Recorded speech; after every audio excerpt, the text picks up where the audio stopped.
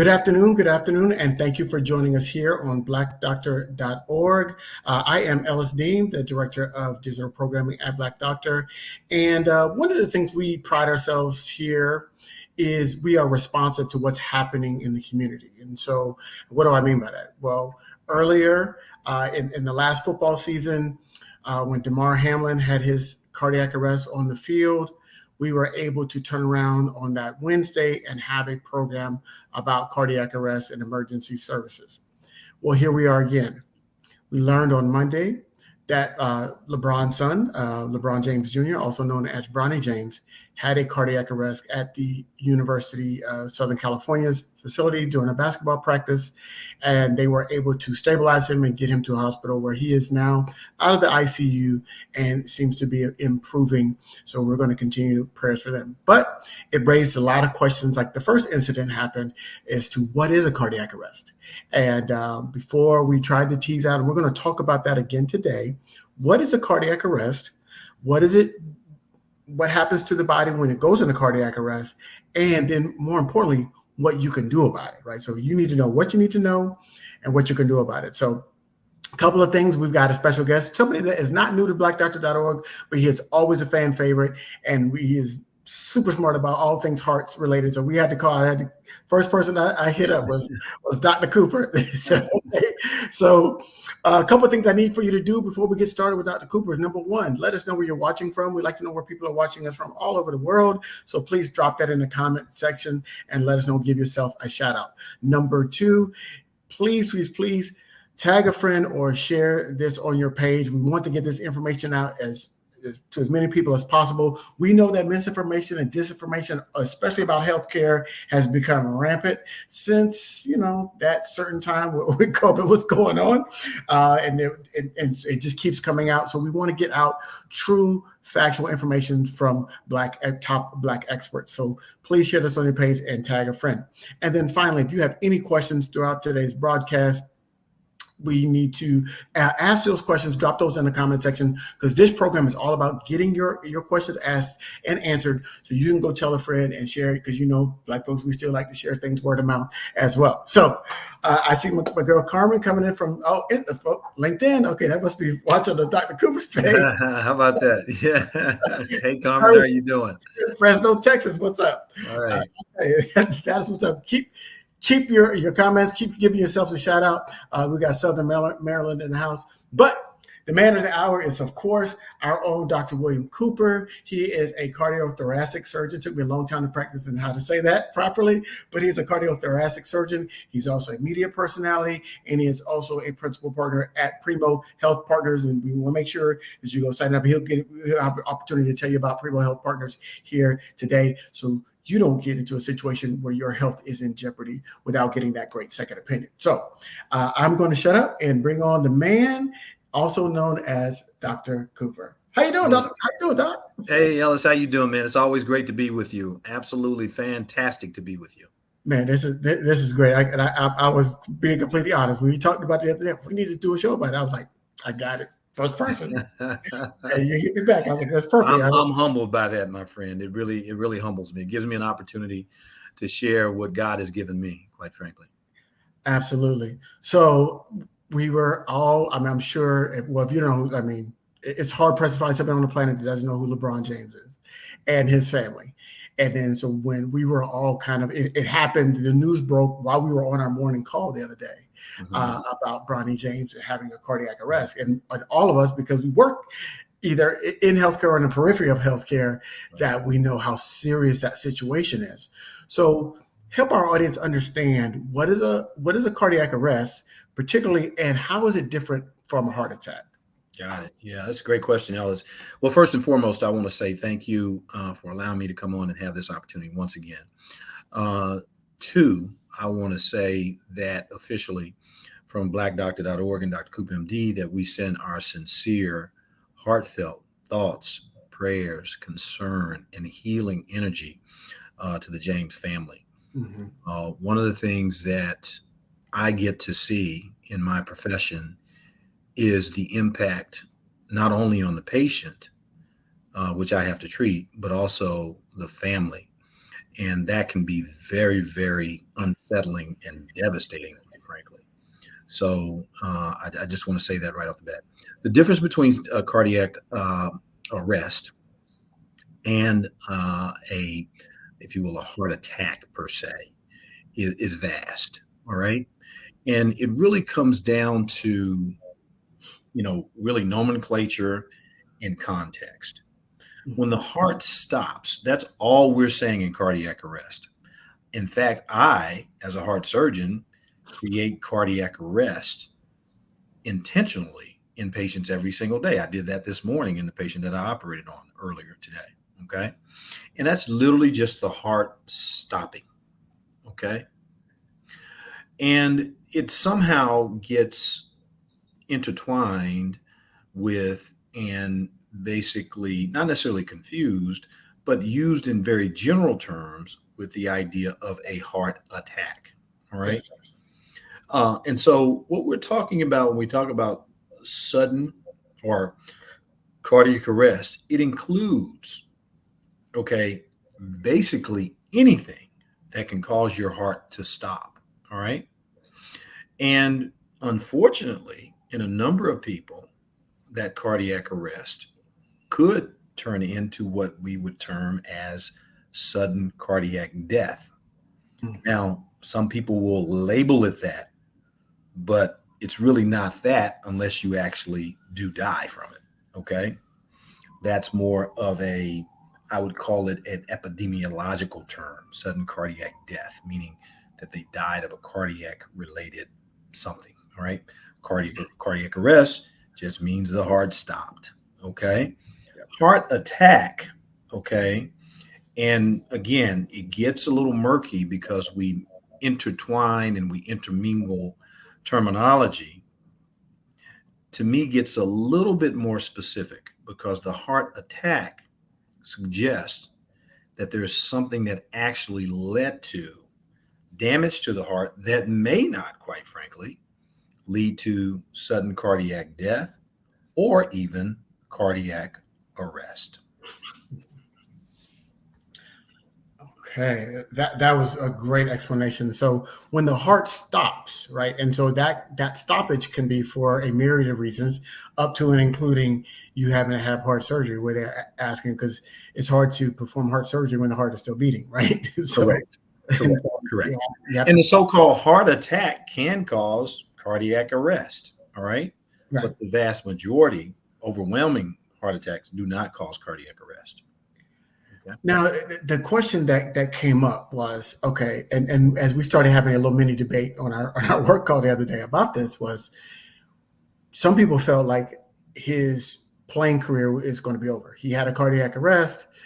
He's done playing basketball. And I said, well, not necessarily, because he had a player at USC last year that had a cardiac arrest during practice and was back playing 6 months later. Right. We saw just here, I was watching Sports Center this morning, and there was a big celebration about Damar Hamlin returning to the Bills practice and getting ready to engage in football. We know how strenuous both basketball and football are in terms of its cardiovascular needs in order to be able to perform at a high level.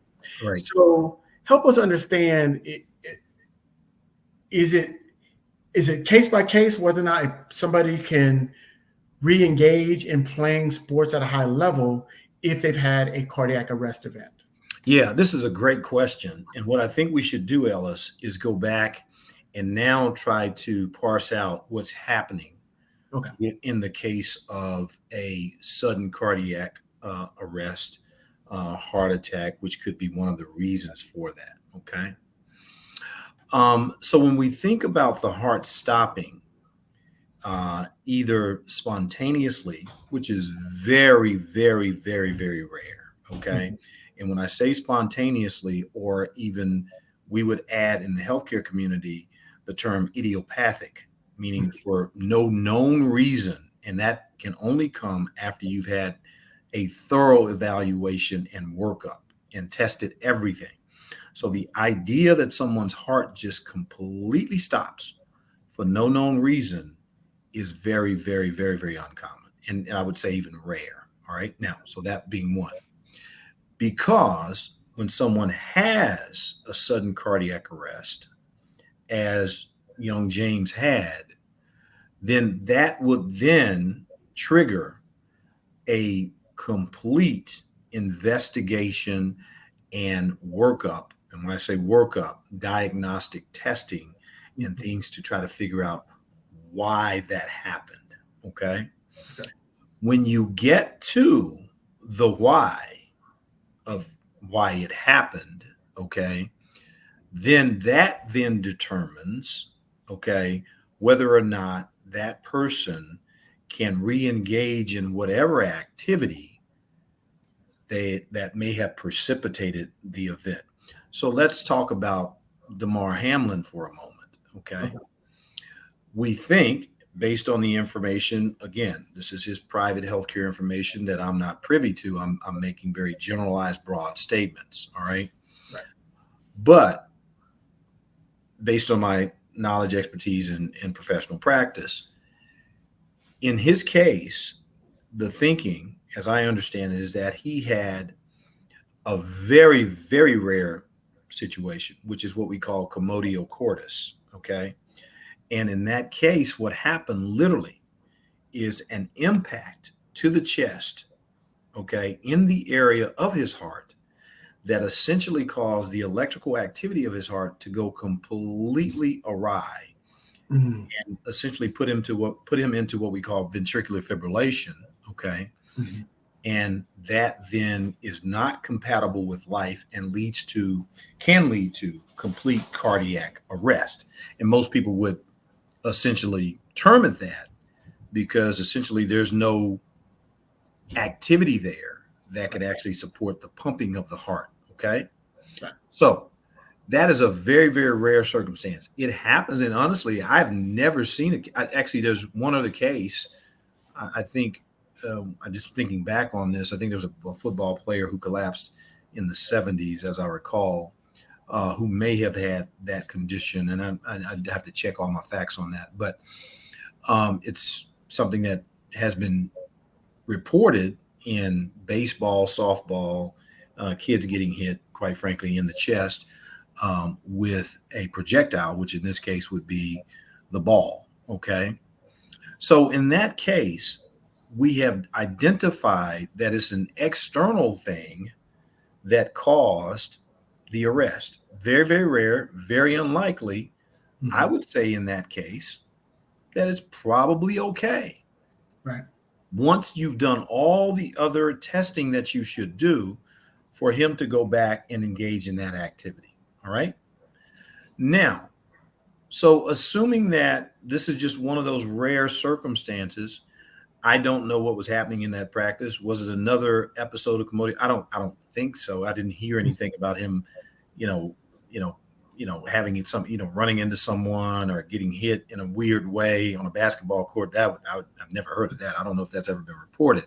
Right. So we have to assume that either it's spontaneous and idiopathic, meaning we have no idea why it happened, okay, or he's gone through the appropriate testing to identify a condition that may have caused it. Once that condition is identified, then you make a determination as to treatment, prognosis, and thirdly, in this case, the activity level of the person who was the victim of whatever happened in that case. Does that make sense? Yes. Got it. I want to be very, Right. very clear because I can tell you sometimes people start talking fast and they get on these shows and the media hype and these guys start going off into tangents. So I don't know if he can go back and play based on the fact that we don't really necessarily know, but we can get into some of those conditions that may have created this. And then we can talk about whether or not it makes sense for him to re-engage. I will sum this up by saying that with modern day technology and medicine, I would be personally very surprised if he did not re-engage in some kind of sports activity. Now, I want to give you all one example that is kind of not, I haven't seen it come up anywhere. But to me, one of the greatest boxers and athletes of all time to ever step in the squared circle, Evander Holyfield, if you Mm. recall, had a condition with his heart that was diagnosed before there was a problem called hypertrophic cardiomyopathy. And the recommendation was made that he should never go back in the ring again. Guess what? He did. Evander Holyfield, look this up. I was in Atlanta at Emory University during the period of time when this was going on, and he was being diagnosed and being treated, quite frankly, at Emory University in Atlanta. Mm. He had professionals at that institution who said, no, he shouldn't go back. He did, and he did fine, and he's doing fine today. So there's a lot we don't know. So there are examples of people out there that have had these issues that have been resolved and have gone on to do their thing, do their passion. There you go. You know, it's funny. So I'm going to summarize it for folks. So when y'all start talking about it, if y'all start talking about it, it's case by case basis. Yes. And we don't know until he has a full workup by his doctors, whether or not he's going to play. Anything else is pure speculation on our part about whether he is or he isn't going to play basketball again. But what we should be talking about is be happy about is the fact that he's on the path of recovery. He's on the road to recovery, and we know his family got the resources to make sure that he gets. And I know he's getting the best heart care in the world. I mean, you know, some of those hospitals in Southern California, in California in general, and all over, it's like all over the country, are some of the greatest places you could ever be if you're going to have this problem. And you know, people shouldn't feel bad about that. My son texted me this morning, "Hey, you see this Bronny James thing? You think he's ever going to play again?" And in a text message, I'm like, "Okay, William, I don't know. I can just tell you that there's a lot that's in that." And I told him, I said, "You should tune into this so that you can hear me talk about it today, and hopefully you'll get a little bit better insight into why I can't really answer that question with clarity and some degree of certainty, at least right now." Well, we've got a great question coming in from our visitors, from our viewers. And so I want y'all to keep those questions coming in. Yep, there's another one. Thank you, Thomas. I got you. So but I want to ask this question before we get to the viewer questions. And that is there a genetic component that could lead you to have more cardiac events? And I'm just going to kind of say it in that space, that to have more cardiac events, that somebody that doesn't have that genetic disposition to have a cardiac event? Yeah, that's a great question, Ellis. And so let's just start with it in terms of the most common reason for somebody having cardiac events is basically development of cardiovascular disease in the terms of high blood pressure, left ventricular hypertrophy, coronary atherosclerosis, that can lead to congestive heart failure and all those things. Those are the things that I see every day in my practice. Okay. And those things have a strong familial association, meaning that it runs in families. Okay. So if you had a first degree male relative who at a very young age, 40s, 50s in particular, who had a heart attack, heart surgery, stent, or some kind of heart related condition like that, that puts you at risk, whether you're male or female, if you're a first degree relative. Okay. Now, that having been said, there are some other things. Okay. And one of the things that gets a lot of attention in young athletes like this is a condition we call hypertrophic cardiomyopathy. Okay. That is a spectrum of processes where certain parts of the heart, basically the muscle gets so thick, all right, that's not necessarily inflamed, but it gets very, very thick.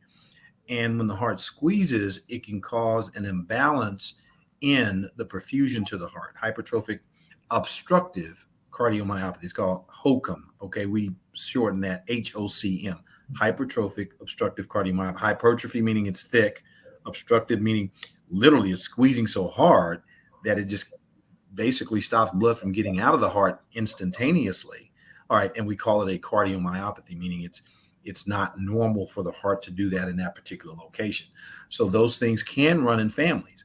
Amyloidosis of the heart, okay? Transthyretin, okay? Proteins, those things tend to have a familial kind of association. Sarcoidosis tends to run in certain families, but it's not 100%. Okay. It's not like sickle cell where you can say, okay, 25% of people in the family, if you got two parents and sickle, 25% of the kids are going to have sickle cell. It's not Right. that solid, but we Right. just know there's a familial association. DNA testing and genetic testing is now able to basically parse those things out in a very, very specific way. All right. To tell you, hey, look, you're at risk for what daddy may have had. And this is why. That's not the issue, though, Ellis. But here's the issue. And here's the bottom line to that question. And here's one of the things that when Wayne Kong was the CEO of the Association of Black Cardiologists, they had a tagline that was children should know their grandparents. Or grandparents should know their children should know their grandparents. I think it was our parents should know their grandchildren or something. Whatever it was, and my son just joined. Thanks, Will. I got you, brother. I'm answering your questions. That's my son. You and Coop. Y'all check him out. You said you'd be here. I love it, man. Thank you. Love you to death, man. But you really, so the point is for the audience is you got to ask these questions. You need to start digging and asking mom and daddy, what did grandmama die? What did Uncle Joe, who used to sit out on the stump and drink what did he die of? Drink his 40 ounce or whatever he was drinking. Right. You need to understand that. You need to I will tell you right now, familial thing that runs in my family. My dad had, I don't know, 11 brothers, I think, and one sister that came to adulthood. 2 of those brothers died of aortic stenosis. Okay. All right. One sister had a valve replacement for aortic stenosis. The only girl in the family had a valve replacement for aortic stenosis. She died a few years ago of complications later on of other things. And the youngest boy in that group had an aortic valve replacement. So when I think about men with the last name Cooper in that lineage, you got now almost 40% of the men had severe aortic stenosis. One of them died sudden cardiac death. We don't really know what it was because he didn't have an autopsy. The other one died of a stroke. But you think about that now, over 40%. No, hold on. 1, 2, 3, 2 died because they wouldn't. One was a doctor who wouldn't have anything done, aortic stenosis. So the point being is that we really need to understand our family history. But the answer is by understanding that family history, when things come up with you, you can then inquire about, hey, I remember, grandmother, a father, a mother, a sister, a brother, uncle, somebody had that. And hey, should we be thinking along those lines when something like a cardiac arrest happens in terms of whether or not that history of a familial connection could lead the healthcare providers down the pathway of understanding what's happening with the person who became the victim of a cardiac arrest. That was one of the things I was going to really emphasize is that get a comprehensive family history. Yes. Understanding that you need to know what's happening in your family. And I found out some things I knew, like my father having prostate cancer. So that made me overly concerned about prostate cancer. There you go. But then I just learned, mom's got hypertension. So I started watching. I got a blood pressure cuff in my house, and so I checked my blood pressure and I make sure I had to change my diet. So there's some things that you have to know. And that hypertension, we call it a silent killer. Black folks, we call it a silent killer because you don't know you have it unless you're checking your blood pressure or until you have an event like a stroke, like a heart attack. Yeah. And correct me if I'm wrong here, Dr. Cooper. I've been paying enough attention to you. That hypertension over time that causes that thickening of the heart that you don't want. Yeah. And so, it creates a situation. So I just imagine this, okay? And I give this example to patients all the time. What we're asking our heart to do, okay? We're asking our heart to do something that you cannot do, all right? So if you think about your heart beating against a blood pressure of 120, which is normal, systolic, having to 60 times a minute, 85,000 times a day or whatever that may turn out to be. You think about that. Now, let me ask you this. If you just go and do your arm like this against gravity at a much slower rate, I give you 10, 15 minutes and you're going to be worn out. Okay. Right. You will stop because it's voluntary before your muscle actually completely just gives out. You'll stop because you'll Right. have to. All right. And that's with no weights in your hand. That's just doing it against gravity. That's how strong gravity and how weak your hands could be. All right. Now, or your muscles could be. You just imagine now you're asking your heart to do that every single beat. Now, let's imagine we take that blood pressure up to 150. All right. 160, 180. That's systolic. All right. Then what's happening there with every beat, that heart can't stop. I guess it can because you may have cardiac arrest. All right. But what's happening with every single beat is that heart muscle is getting thicker and Mm-hmm. thicker and thicker and thicker. It's called hypertrophy. Okay. Mm-hmm. Eventually, that thickening of the heart muscle, all right, will not be able to, the blood supply to the heart won't be able to sustain blood flow into that muscle, and that muscle will begin to replace itself with fibrous tissue. When that happens, that fibrous tissue is not as strong as the muscle, the heart stops thickening and it starts basically just stretching out, Mm-hmm. dilating, and it gets weaker and weaker and weaker. So you got a heart that's very, very strong. Initially, it's fighting like crazy. But later on, because of that hypertension, it starts to stretch out, dilate, okay, and become weaker and weaker. That results in a condition we call congestive heart failure, okay, which is one of the reasons why you can have a cardiac arrest. Right. Okay. Let's go. We're going to go to a couple of your questions, and I got a Got it. couple Sure. more because we got to talk about what you should do if somebody has a cardiac arrest around you. So I want you to kind of think about that, like what should happen, and give people some tips on what they should do if Sure. there is a cardiac event around them. All right. So um, I'm going to mess your name up. So Ms. Minka, I'm going to call you by the last name, Minka. She's had some cardiac events. So let me put her first question on here and see if we can understand it. Okay, what do you classify as a dissection of the thoracic aorta leading to kidney failure? Left side of the body went numb with shortness of breath, nausea. Was it a heart attack and not cardiac arrest? I guess she's trying to figure out if that event was a heart attack or cardiac arrest. Yeah, it wasn't a cardiac arrest, Kafele, I think is how you say that.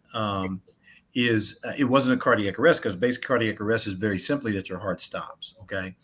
And aortic dissection is when the blood pressure is so high that literally the internal layer of the aorta, that big tube on top of the heart, actually separates. It tears. It's so much pressure in there. Okay. And it literally tears, and then blood starts to seep out. It doesn't rupture, but it tends to seep out between the layers. But those outer layers are not as strong on their own. They're all very strong when there's three layers all together: the intima, the adventitia, and the media. When they're together, they're very, very strong, and they can withstand that pressure for a long period of time. But if you get a tear on the inside lining of that blood vessel, then it starts to dissect in between the layers, and they become much weaker, and then you get a rapid expansion. That's called a thoracic aortic dissection. Okay, it can happen in the ascending aorta, descending aorta, abdominal aorta. Okay, because of the dissection, you can lose blood flow to the kidneys that can lead to kidney failure. But the underlying condition there was hypertension in most cases, high blood pressure, and that high blood pressure has already done damage to your kidneys. Okay. And so, and therefore, that you've got a damaged kidney that's already been damaged by high blood pressure.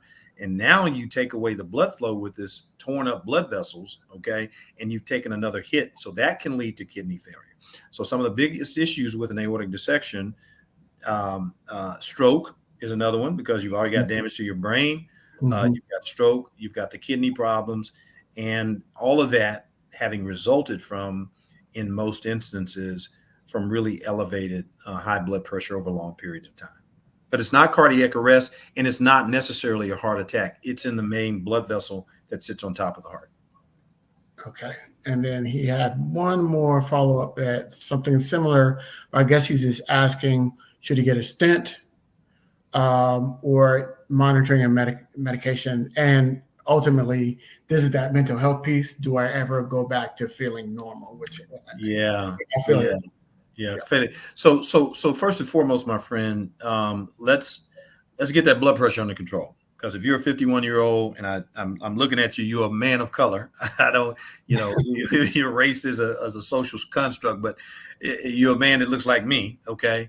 But 51 years old, it's very likely you have high blood pressure. And if you were told you needed a stent, the stent is for several reasons. One is you've developed an aneurysm. It's expanding because the blood pressure is not, either it started out that way as part of the dissection, or the blood pressure has not been over controlled, and over time it's gotten bigger and bigger and bigger, which can occur. So stenting is a very good alternative to open surgery. And we try not to operate. And when you start talking about a stent, I'm assuming you're talking about the descending aorta, because in the ascending part, the part that's going up, coming right off of the top of the heart, that typically requires surgery. Okay. The stents go in the lower part that's going down into the chest. All right. And so it's a very good treatment. It's much better than surgery. The techniques, as well as the equipment and the resources to do those procedures, have gotten much better and better and better. Now, so I think it's not a and or situation. It is and, which means that not only do you may perhaps need that direct stenting, but you also need the medications as well. So it's both. It's not either or. Going back to feeling normal, my brother, is tough. And I get it. I understand. I see a lot of patients like you who have these issues. You can reach out to me, by the way, at my website, www.primohealthpartners.com, if you don't mind me plugging that in there, Ellis. Sure. And you and I can talk more offline about and get a little bit more specific, get your records and talk a little bit more specifically about your situation. That's www.primo, healthpartners.com. But it's tough, and you're going to need support. But just know that there are many people out there like you who've gone through this, and you can get over it. Okay. Absolutely. And I would just add, because my background is in mental health, and I would say normal is relative, right? And I think a lot of times people use normal as referring to the time before they had any physical health problems. That's right? correct. So that's where we very good point, Ellis. That's a very good point. Yes. Go back to that feeling. So I think what the safest thing for you is to create a new normal as to getting healthy, right? And then how that feels, how that feeling of feeling healthy again, and going in and having kind of clean doctor's visits where they're not telling you got problems. You've got your blood pressure under control, because I saw you put in a comment that you had some high, some blood pressure. You had high blood pressure. So getting that under control and just generally starting to feel healthier will be your new normal. But going back to, it's like, as men, we like to go back to our days when we could play sports and not have to stretch, right? It's like, I'm never going to feel that way again.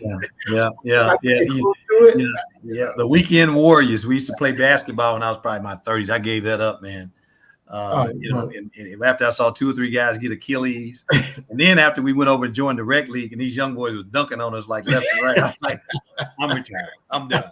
it took me to tear my ACL to stop playing. There you go. And I feel you, because I am 51 myself, and so I'm right in that space with you, brother. So you're not alone in that. So next question this is from LinkedIn. Thomas is asking, as a father, would you want your son to play sports again after what happened? If you had your son what happened with Bronny James? Yeah, that's my good friend Tom Muziani. Hey Tom, how you doing, buddy? I appreciate your support. The answer is yes, and it depends.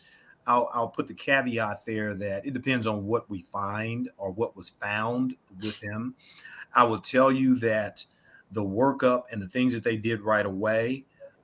First and foremost, first responders are very, very, that's important. Let's remember now, he survived the cardiac arrest. Yes. And as you and I both know, Tom, very, very, Tom worked in healthcare for a number of years. That's a big deal. Surviving the cardiac arrest. So what we can say to our audience, all of you, 100%, hold your emotions, but go learn CPR. Okay. Mm-hmm. Go get that first on the scene. Somebody drops dead or has a heart attack or passes out, so you know what to do. That's universal. All of us can do that. Okay. So that's number one, is that they did a great job. And thankfully he was at USC where they have these people around all the time. They know what they're doing. The Damar Hamlin situation, you had, first responder right there on the sideline. They did their jobs, but you and I can both do that. So the answer to that question, Tom, is that yes, I would have no problem with my son going back and playing sports, assuming that we've gone through the testing. Okay, there are some basic things that they probably did right off the bat. Echocardiogram, just an ultrasound of the heart catheterization, okay, where they run the catheters up in the arteries to make sure that there's no anomalous arteries that are going in bad directions that can cause squeezing, and you can lose where you can lose blood flow temporarily, where there's no obstructive cardiomyopathy, there's no heart valve issues or congenital problems that came up. And then the next thing they probably did is go to the electrical system.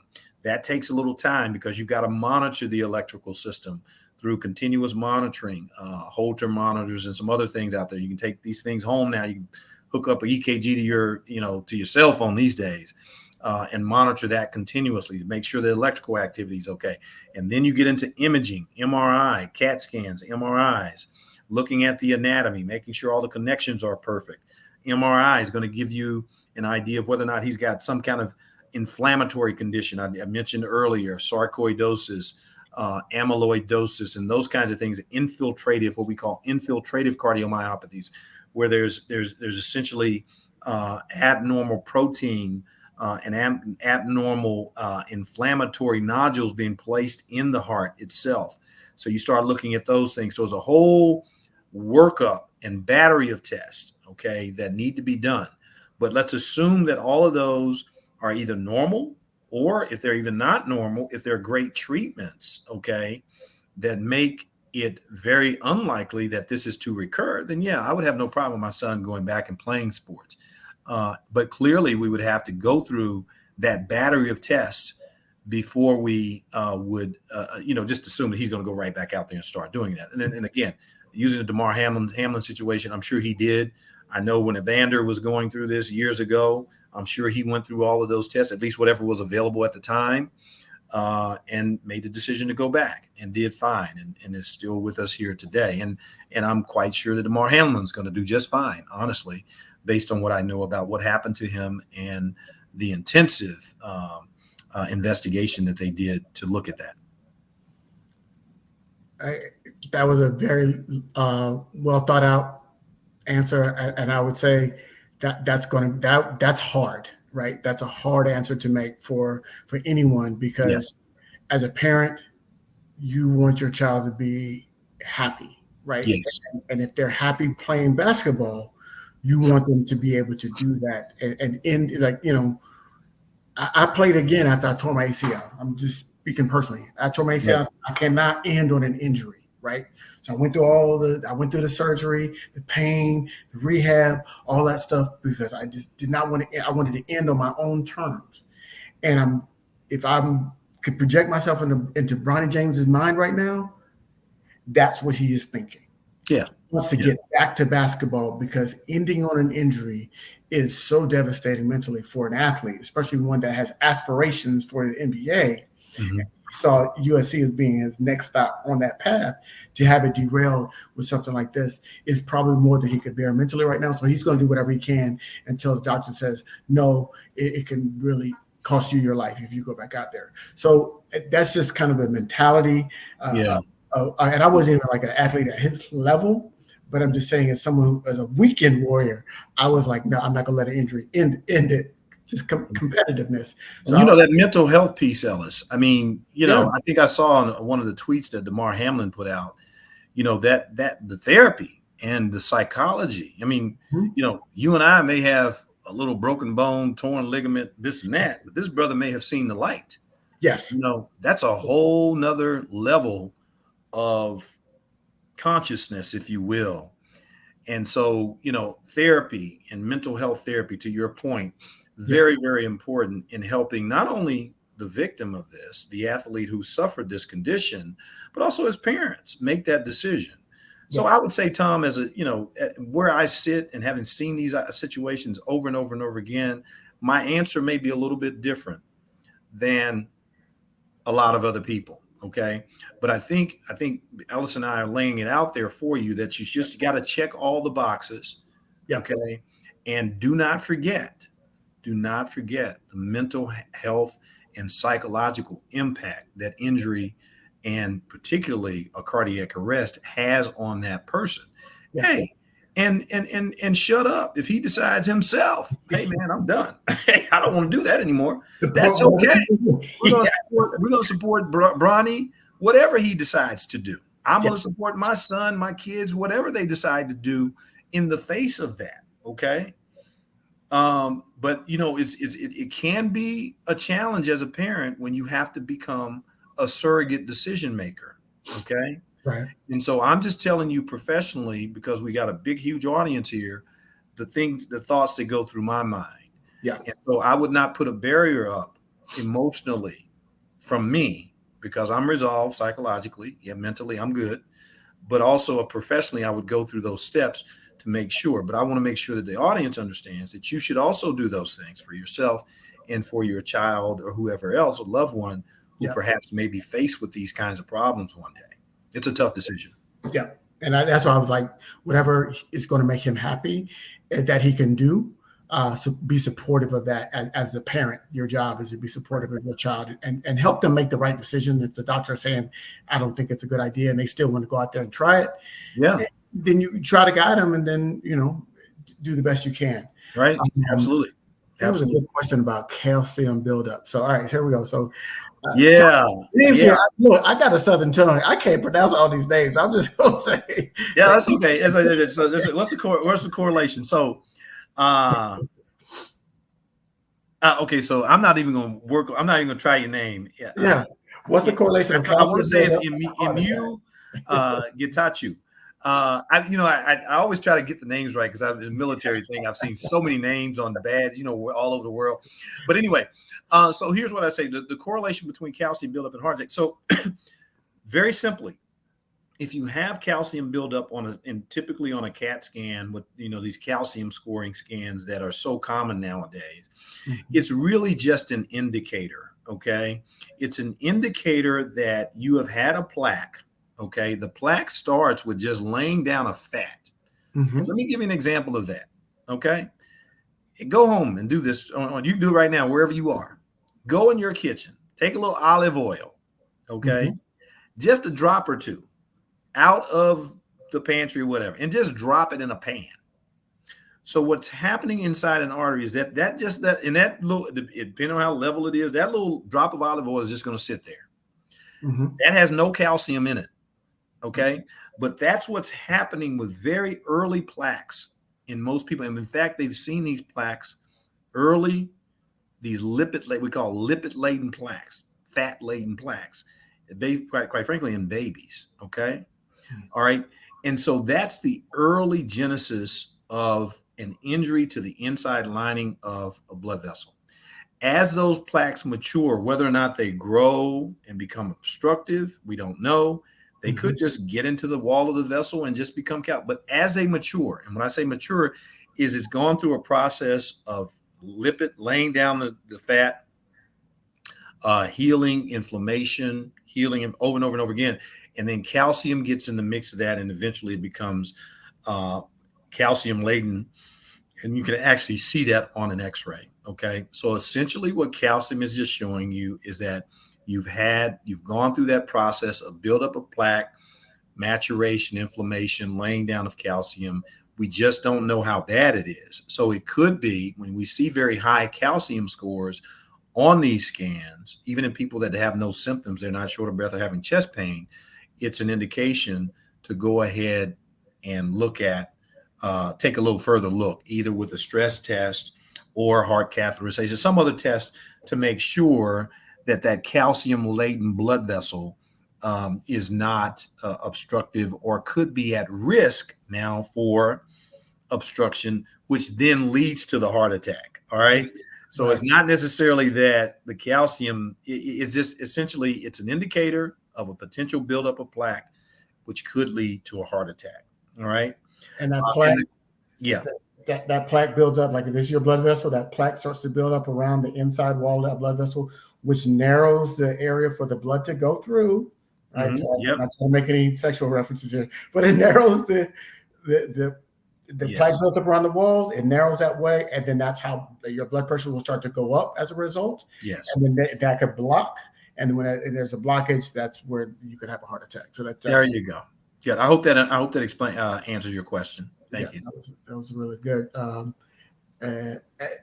I think we've got some great. Thank you so much, Brother Minka, for your kind words, and I'll put that on screen for everybody to see. I just want to say thank you, because that's why I reached out to Dr. Cooper first, right? What you're hearing between the two of us is genuine, and just having some great dialogue, and that's what we're trying to do here at blackdoctor.org. So as we're getting it, we're supposed to go 30 minutes, but look, there's some great questions and there's some great stuff that we needed to go through today. All right. So what are some tips? All right. So I was thinking about, like, what are some tips because we know about Damar Hamlin and Bronny James because they're survivors, and they're in high profile jobs and careers that have medical staff always on hand.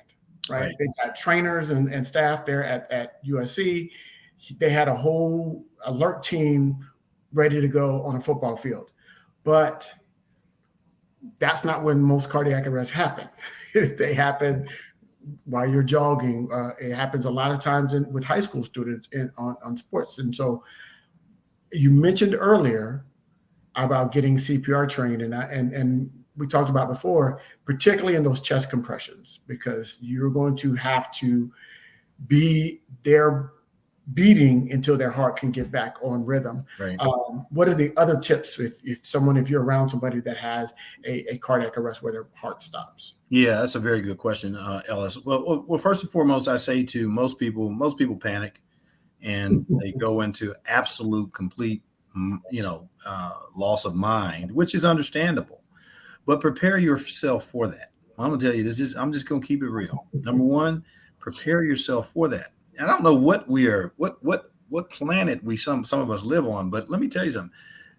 The last I checked, 75% of people in this country are going to die of a heart-related condition. Okay, and if you're around folks that have conditions that could lead to a heart attack, they're obese, they got diabetes, they got hypertension, and certainly your family.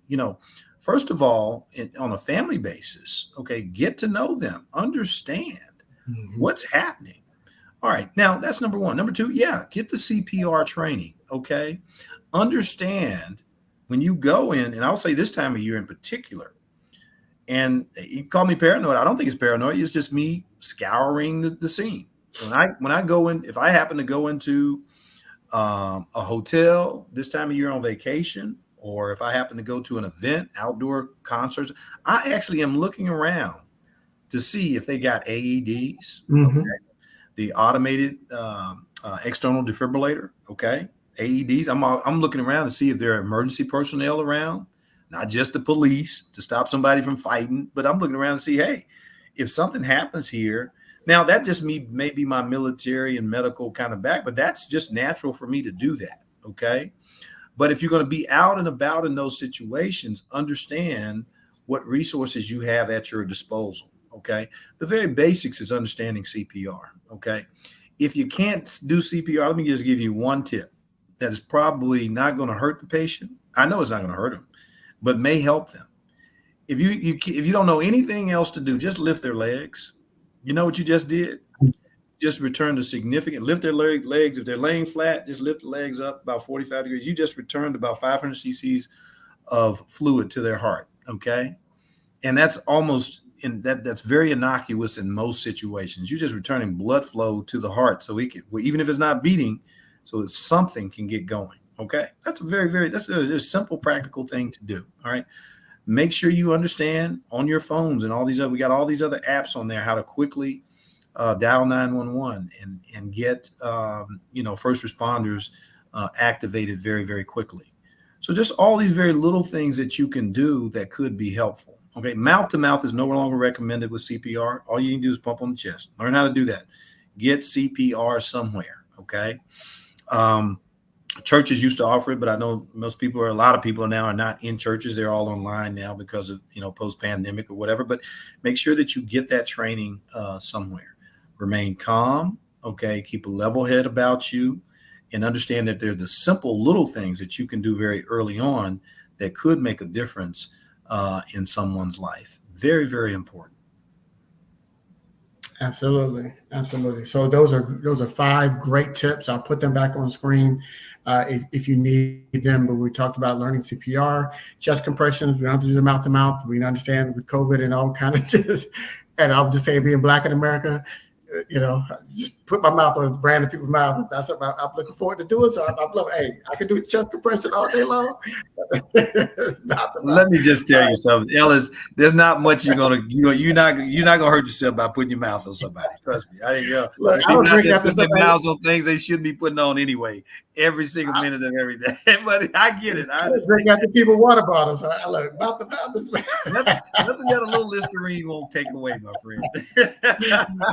True that. Awesome. Prepared to have to intervene. So if it is Yes. something that you're engaging in, if you're out in a we got record temperatures going on throughout Oh God, yes. the country right now. Somebody might have an event outside, and so you have to be able to prepare to intervene. And so what does that prepare look like? That means when you go into a situation, where is the closest water available? If you're not bringing water with you, where is there water available? Is there ice available? Is there emergency services available? Scan your area. I know that's military, but that's just common sense, really, when you go into a situation, these festivals and fairs, and it's warm outside, make sure that you're properly hydrated before you even go outside, but also have some ability to intervene properly if there is an event. Right. Check for AED, and the portable ones. They have the instructions right there, so you don't have to be a medical professional to learn how to know how to use it. It is very color coded. It's got pictures. It's not even words. You don't have to know how to read to utilize some of these portable AEDs, and so that can save your life. So lift the legs, and then also stay calm. Always stay calm. That's number one. Somebody has an event. You run around panicking in a circle is not going to help the situation at all. Yeah, you creating the distraction is actually not helping. It's not helpful. I mean, if somebody's worried about if they're going to resuscitate you in a few minutes. Yeah. Yes. Yeah. So have somebody call 911. Yes, absolutely. Activate emergency services. It's easy for me to say because I'm around this kind of stuff all day, every day, and I just, I'm the same, just as you see me now. But very attuned and attentive and getting things done in those situations. So I think we may have covered it. We did a good job covering. We didn't cover everything. I would just say this, and I'll give you the last word there, Dr. Cooper, is the best way to avoid any type of cardiac event is to eat right, move, get your exercise, get your right now it's recommended 150 minutes per week of movement, and it's not just exercise. You could just walking, vacuuming the floor, some sort of movement. You have to get proper amount of sleep. Right, sleep is just as important to your health as anything else. Yes. And then lowering your stress, whatever that is, whether that's meditation, whether that's going to a comedy show, whatever you need to do to lower your stress levels, that will also go a long way in terms of just getting your body in the best possible shape it can get into. People that have high cholesterol, I have a family history of it. My cholesterol tends to run high. That cholesterol, what Doc is talking about, that builds up around those arteries. And so he said, olive oil, I'm going to give you my test. Fry some bacon in the pan and pull that bacon out, and then let that grease sit and see what happens. There you go. I did say olive oil, didn't it? Which is probably a better oil than the bacon fat. You're right. And the other thing I want to say, it hardens up at room temperature. So when you have any kind of fat that can harden up at room temperature, beef does that, chicken fat does that over time, bacon, or pork, all that. If it hardens up at room temperature, that's not something you should be ingesting too much into your body, because that is what can cause that blockage that we talked about earlier. Yeah, that's absolutely correct. And then I'm gonna layer on top of that is understand your risk. I'm saying this to my Instagram audience. I know a few of y'all over there, but I know most of you guys that came over here. But understand your risk. And all those things you just said. Where do I fall on the spectrum? And be honest. Oh my God. I mean, people just, I mean, we've got to stop. I get calls it, well, I eat right. No, you don't. I'm sorry, you don't. You're like, well, I only smoke 2 cigarettes, but you smoke. Okay. But I exercise, but not 30 minutes a day, 6 days a week. I mean, come on. I mean, just stop it. With all those, Right. we have these mental blocks that we want to convince ourselves that we're doing. I've done everything right. I eat right. No, you haven't. Stop Yeah. it. Yeah. So look yourself in the mirror. Be honest with yourself. Okay. Understand your risk. Know what that is. All right. Get treatment for it. Make sure it's evaluated on a periodic basis, meaning you got to go see your doctor. I know they're hard to get to, but you can call me. We got them. Okay. And so, all of those things, the basic kind of things that you need to do to make sure that you are putting yourself in the best situation, quite frankly, to survive a cardiac arrest when and if it happens. Okay. And I hope it never happens. God knows I hope it never happens. I tell you what I'm selling, you do not want to buy. Okay. That in terms of heart surgery. Now, some of the semaglutide stuff we sell, you can buy that all day long. But what I sell in terms of, the cutting and sewing, you don't want that. I mean, you really don't want that because it's hard. It's hard. Once we cross that road, that bridge, which is a very good bridge, we can take care of you now. We can get you back where you need to be. But to your point, mentally, it's now a new relative normal, and you're going to have to now deal with the consequences of that, Right. whatever it may be, for the rest of your life. So let's get out in front of it right now. Absolutely. So I wanted to say on behalf of blackdoctor.org, thank you all for joining us. Thank Dr. Cooper and Primo Health Partners for loaning him to us for this hour. Now we went to an hour. So thank you so much. Contact, if you want to learn more from Dr. Cooper and Primo Health Partners, go to their website. Yeah, and reach out to me on social media at Dr. Cooper MD. That's me, man. I'm all over the place, and not as much as I want to be, but we're going to get there. Working with blackdoctor.org, and I really, again, want to just say to the audience that take advantage of these resources. I mean, it's absolutely fantastic what you all do, and I can't say enough about it. And the sky is the limit. You just tell Reggie, I said the sky is the limit for where this can go in the age of Chat GPT, artificial intelligence, new connectivity. Oh my God, it's just amazing what this platform is going to become. I'm not going to say what it could. I'm going to say what it's going to do in the near future. And thank you so much again for having me. Absolutely. Absolutely. Stay healthy, Black folks. Got it. Take care. Peace and love, my friend. All right, I'm out.